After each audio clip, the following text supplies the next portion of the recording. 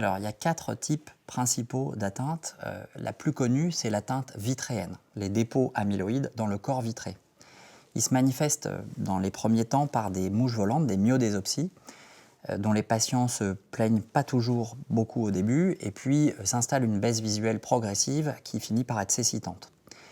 La seconde atteinte, qui est moins connue, c'est le glaucome amyloïde. Le glaucome amyloïde, il est lié à l'obstruction du trabéculum, dans l'angle irido-cornéen, par les dépôts amyloïdes. La tension oculaire monte, et cette hypertonie oculaire va altérer le nerf optique et causer une baisse de vision, d'abord du champ visuel, puis de la vision irréversible. Ce glaucome est particulièrement sévère, d'une part parce qu'il est asymptomatique pendant de nombreuses années et les patients ne ressentent pas cette tension oculaire, et d'autre part parce que les niveaux de tension oculaire qui sont connus dans ce glaucome-là sont très importants et dégradent très rapidement le nerf optique.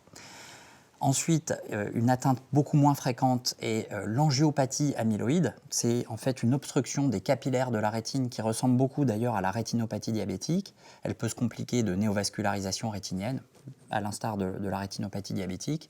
Et enfin, la sécheresse oculaire. Alors la sécheresse oculaire, elle est extrêmement fréquente chez les patients atteints d'amylose héréditaire, mais heureusement, elle n'est pas très grave.